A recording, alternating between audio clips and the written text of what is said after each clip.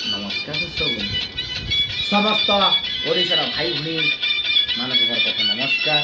ମୋ ନୂଆ ଭିଡ଼ିଓକୁ ବହୁତ ସ୍ୱାଗତ। ସବୁ ବର୍ଷ ରାକ୍ଷୀ ପୂର୍ଣ୍ଣିମା ପରି ଏ ବର୍ଷ ବି ରାକ୍ଷୀ ପୂର୍ଣ୍ଣିମା ଆସିଥିଲା। ସୋମବାର ରାକ୍ଷୀ ପୂର୍ଣ୍ଣିମା ଥିଲା।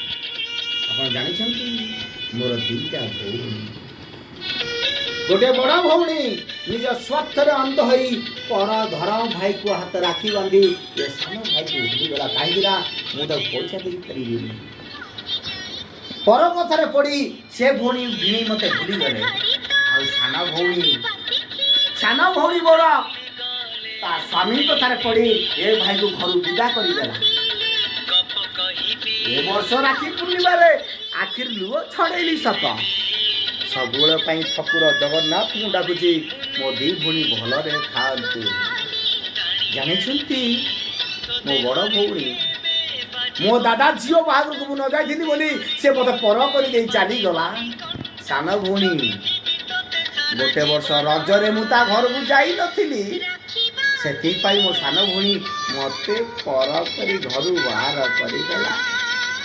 ଏ ବର୍ଷ ରାକ୍ଷୀ ପୂର୍ଣ୍ଣିମାରେ ମୁଁ ବି ଆଖିରୁ ଲୁହ ଝରେଇଲି, ହେଲେ କ'ଣ କରିବି? ଭାଇ ଭଉଣୀଙ୍କର ସମ୍ପର୍କ ସିନା ଗୋଟେ ସୂତାଖିଅ 7 ଜଣ ପାଇଁ ବାନ୍ଧି ରଖେ, କିନ୍ତୁ ଆଜିକାଲି ଦୁନିଆରେ ଏ ଭଉଣୀମାନଙ୍କ ସମ୍ପର୍କ ହେଉଛି ସ୍ୱାର୍ଥର ସମ୍ପର୍କ। ମୁଁ କ'ଣ କରିପାରିବି କୁହ? ମୁଁ ତ ପଇସା ଦେଇପାରିବିନି ନା, ସେଥିପାଇଁ ମୋ ଭଉଣୀ ମୋତେ ଭୁଲିଗଲେ। ହେଲେ ପ୍ରଭୁ ଜଗନ୍ନାଥ ପାଖରେ ମୁଁ ଏତିକି ଆସିକି କାମନା କରୁଛି, ମୋ ଭଉଣୀମାନେ ଭଲରେ ରୁହନ୍ତୁ। ହେ ପ୍ରଭୁ, କାହିଁକି ଏତେ ବଡ଼ ଦଣ୍ଡ ମୋତେ ଦେଇଛ? ବଡ଼ ଭଉଣୀ ସ୍ୱାର୍ଥରେ ଲିପ୍ତ, ସାନ ଭଉଣୀ ନିଜ ସ୍ୱାର୍ଥରେ ଲିପ୍ତ। ହେଲେ ଏ ଭାଇର ବା ଦୋଷ କ'ଣ ଥିଲା?